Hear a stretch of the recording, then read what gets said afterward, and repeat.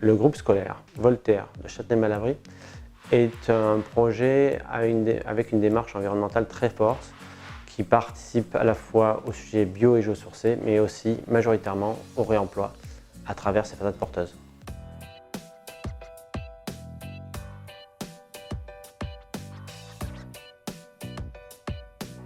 Pour Châtenay, nous avons développé la conception et le suivi du chantier de A à Z pour garantir un projet cohérent, global, avec un aspect et des ambiances répondant aux problématiques engagées sur le travail global de l'agence.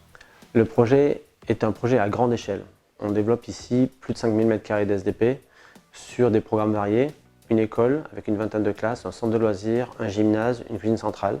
Tout ça sur un terrain à Châtenay-Malabry, qui est l'ancien terrain de l'école centrale, qui a été démoli une année avant notre arrivée pour le concours. Ce travail-là d'insertion dans un terrain retrouvé a été pensé sur la base du réemploi des agrégats de démolition présents in situ pour constituer cette nouvelle école dans une matérialité minérale qui rappelle la question du pisé et de ces terres d'excavation utilisées in situ. Le projet, au-delà de cette performance sur le réemploi, travaille sur l'ensemble des paramètres de construction bio et géosourcée, à savoir des constructions internes à cette coque minérale en bois porteur primaire, plancher, poteau, et des cloisons en terre-chambre qui constituent les séparatifs à l'intérieur entre classes ou entre couloirs. La réplicabilité du projet est réelle puisqu'ici nous travaillons en Île-de-France avec des matériaux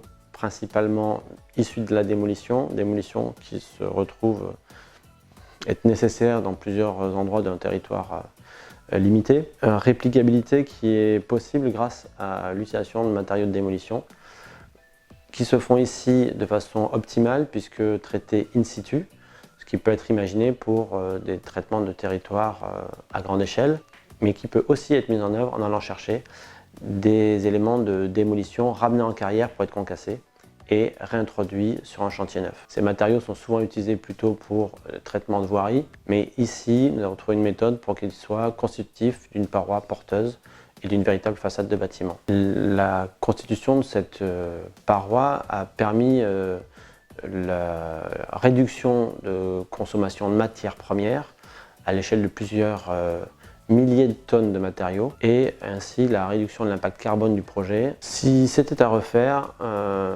nous reproposerions la même typologie de projet, à savoir une réflexion contextuelle, précise, permettant de recycler et de réemployer la matière première déjà présente sur le site. Nous améliorerions aussi certaines choses, bien sûr. Avec un peu plus de temps, nous pourrions imaginer travailler sur la question du liant de ces matériaux, en allant chercher peut-être un liant à la chaux plutôt qu'un liant au ciment.